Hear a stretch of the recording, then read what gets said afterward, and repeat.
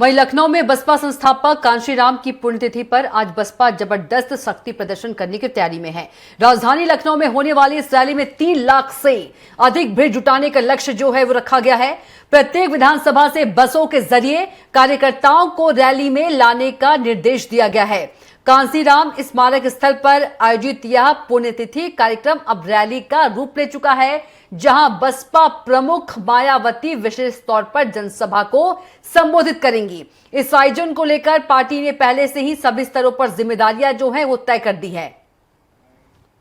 हमारी मायावती जी ने 9 अक्टूबर बहुजन समाज पार्टी के संस्थापक माननीय कांशीराम जी की पुण्यतिथि पर जो बैठक का आयोजन करने जा रही हैं, वो एक संदेश देने जा रही हैं। संदेश ये देने जा रही हैं कि उत्तर प्रदेश के अंदर पिछले 2 सरकारें रही और उन सरकारों में जनता किस तरह से त्रस्त रही, हर चीज से जनता त्रस्त रही। और उत्तर प्रदेश के अंदर हमेशा से ही सद्भावना को बिगाड़ करके, सौहार्द को बिगाड़ करके राजनीति करने का प्रयास किया गया।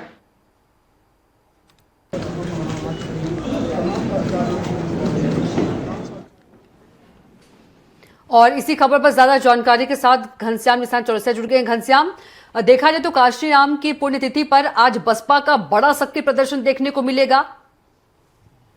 बिल्कुल कविता, बसपा की अगर हम बात करें तो बसपा अपने अब तक के सबसे संक्रमणकालीन दौर से गुजर रही है।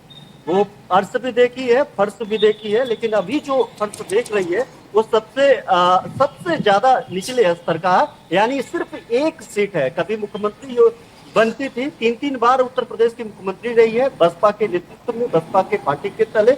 मायावती अब महज 1 विधायक के साथ वो संतुष्ट है। राज्यसभा में सीटें नहीं है, लोकसभा में सीटें नहीं है, ये तो दूर की कौड़ी है।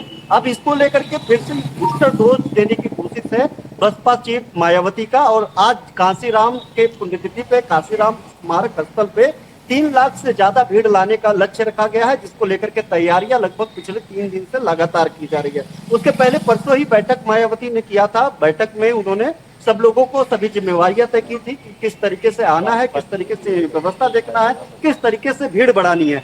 पहले माना जाता है कि जो बसपा है वो बसपा अपने घोषित तौर पे या अघोषित तौर पे अपने प्रभार पे, यानी प्रत्येक विधानसभाओं में एक प्रभारी घोषित कर देती है, वही उनके प्रत्याशी होते हैं।